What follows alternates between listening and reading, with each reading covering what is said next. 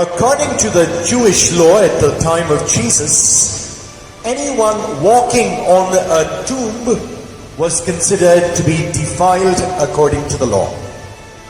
And therefore they were very, very careful where they would walk.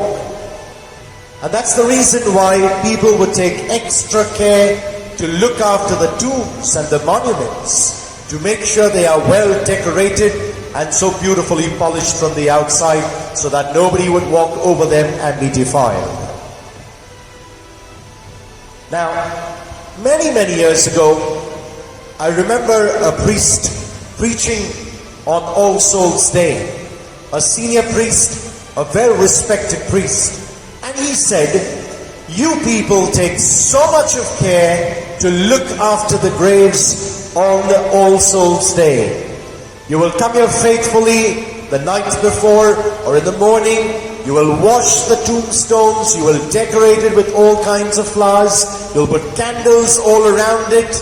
What happens to the remaining 364 days of the year?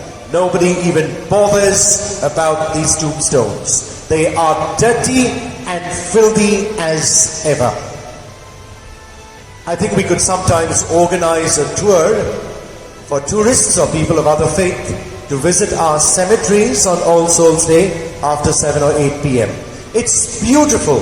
It's so colorful. It's so well lit. It's so well decorated.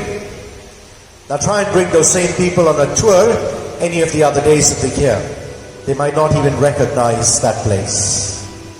My dear brothers and sisters, he went on to say, all of that money that we spend to decorate those particular graves, you could either offer masses for the same souls, or for the abandoned souls, people who have no one to pray for them, or perhaps give that same money in charity to the couple of beggars who are always sitting outside our cemeteries, especially on All Souls Day.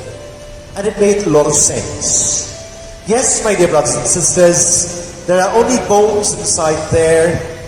There is dust, because that is what we turn into.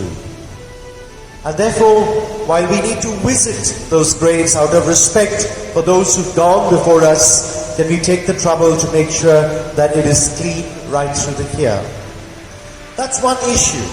Let's come back to the gospel today, where Jesus warns us about taking so much of trouble to make sure the outside of each of us is clean, but inside, he says, we are only bones and every kind of corruption.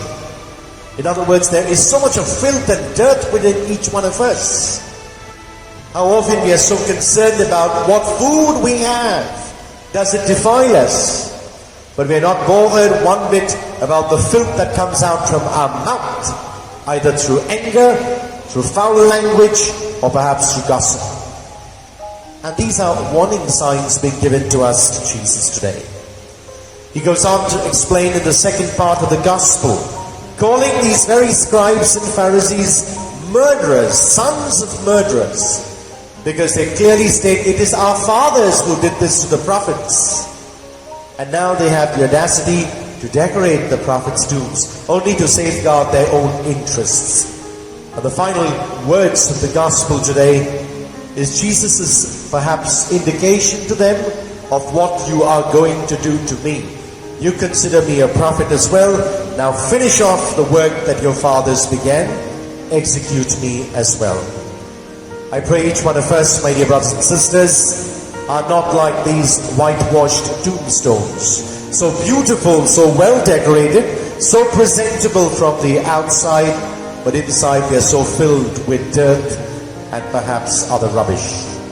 I pray that each one of us takes equal amount of time to take care of our hearts and our souls, so that those may be worthy to present to God, our loving Father.